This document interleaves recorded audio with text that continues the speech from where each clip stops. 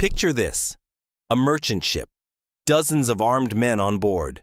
A single pirate ship appears on the horizon, and the crew just surrenders. No fight, no struggle. That doesn't make sense, right? More men, more weapons, better odds. But here's the truth. The fight was already over. It ended before the ships even got close, because the real weapon pirates used wasn't a sword. It was fear.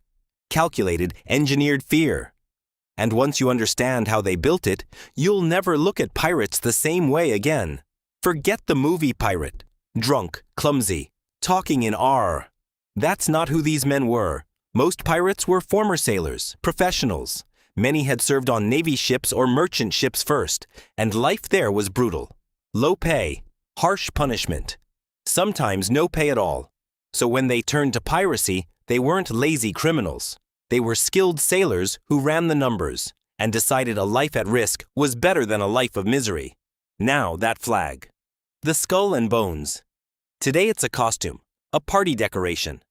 Back then, it was a message, and a very specific one. A black flag meant, surrender now and you might live. Give up your cargo. Give up your ship. Walk away. But there was a second flag, a red one.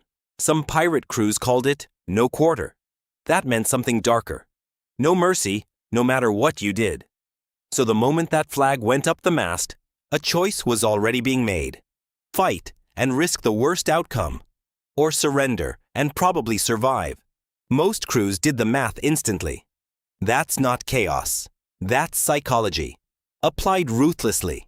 No pirate understood this better than one man. Blackbeard. You know the image. Long black beard. Wild eyes. But here's the detail most people miss. Before a fight, he'd braid slow-burning fuses into his beard and light them. Smoke would curl up around his face. In the dim light of a ship deck, he didn't look like a man. He looked like something out of a nightmare. Sailors described him as looking like the devil himself. And here's the part that should blow your mind. There's no confirmed record of Blackbeard killing anyone in ship-to-ship combat. Not one. His reputation did the killing for him. Stories about him spread from port to port, and each time they grew. By the time a ship saw his flag, the fight was already lost, in their heads. Blackbeard wasn't the only one playing this game. Pirate crews knew something simple. A reputation travels faster than a ship, so some captains let rumors grow. On purpose, a public act of cruelty in one port. Told and retold in the next one. Then the next. By the time the story reached 3 ports over, it wasn't just a story anymore. It was a warning. And a warning that arrives before you do is worth more than a cannon. Here's the twist most people never expect. Pirate ships weren't lawless. Many of them had written codes, rules everyone agreed to before setting sail. Captains were often elected, by vote. And if a captain led badly, the crew could vote him out.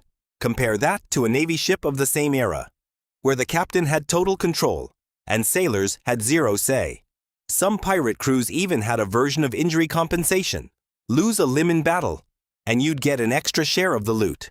It wasn't charity, it was practical. A way to keep men loyal and keep the crew together. In some ways, life on a pirate ship was more fair than life on a legal one. So if the system worked, why did it end? It wasn't just bigger navies hunting them down. Trade routes changed. Naval patrols increased. Governments started offering pardons to pirates who gave up the life. And ports that once looked the other way stopped doing business with them. Slowly, the world pirates depended on started closing in. Blackbeard himself was cornered in 1718 in a narrow inlet. He fought this time, and he didn't survive it.